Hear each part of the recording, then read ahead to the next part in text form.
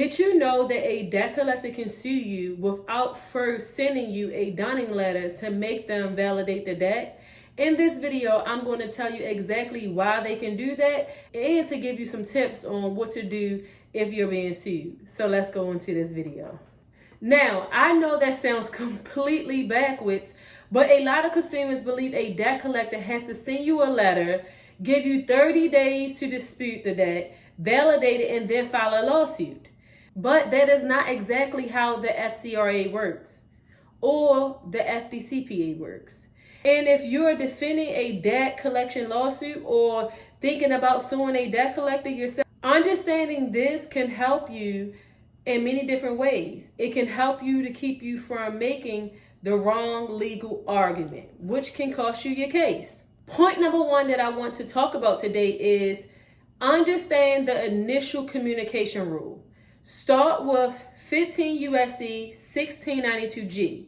Generally, when a debt collector makes its initial communication with a consumer, the collector must provide certain validation information, either in that communication or within the required time frame, which is typically after you send them that you want to respond. The information is designed to tell the consumer such things: who is attempting to collect on the debt, who is the current creditor, what debt are they attempting to collect, what amounts are they claiming, what rights does the consumer have to dispute. This is where the famous 30-day validation period comes into play. But here's where people get confused. That does not automatically mean a debt collector must wait 30 days before ever filing a lawsuit.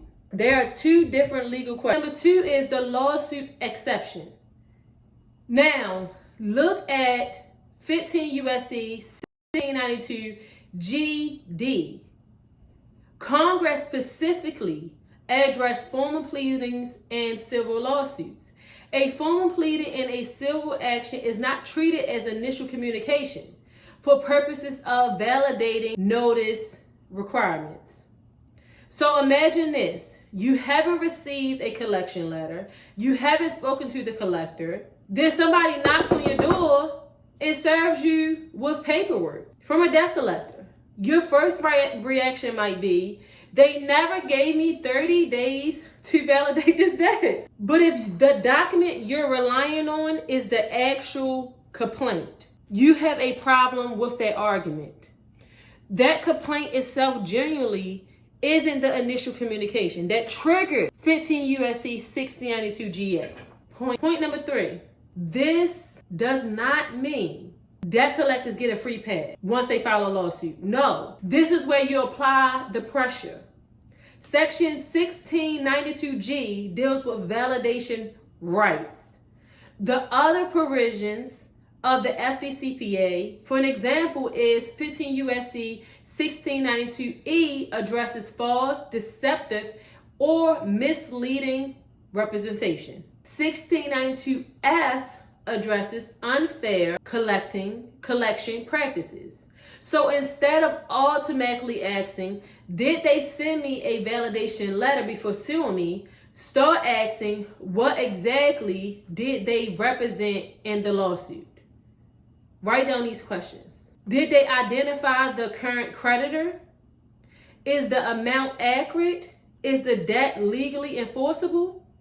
Are they attempting to collect fees or interest they are not entitled to? Are their representation about ownership accurate?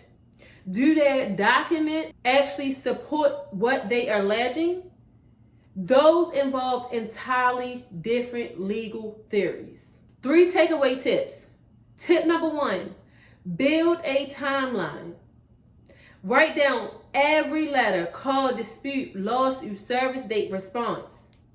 Tip number 2, don't confuse the 30-day validation period with a mandatory 30-day wait-in period before litigation. They're not automatically the same thing. Tip number 3, read the entire FDCPA, not just 1692G. One theory may fail while another provision could potentially apply to the actual conduct. This is why I teach people not to just copy laws off the internet, not relying on everything that they see off the internet.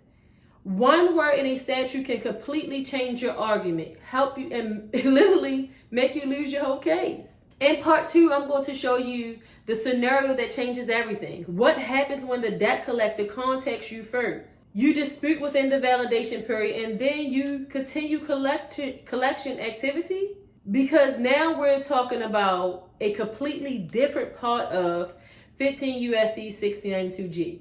If you like content like this, please make sure you liking this video, subscribing, and comment what are you dealing with right now in terms of collections. And if you want to work personally with me, I have a community where I teach you step by step on how to dispute the right way using the FCRA and the FDCPA. But I also show you the steps on federal court. So if you want to join, all you have to do is click the link below this video to book a free call with me, and I can't wait to talk to you soon. Bye.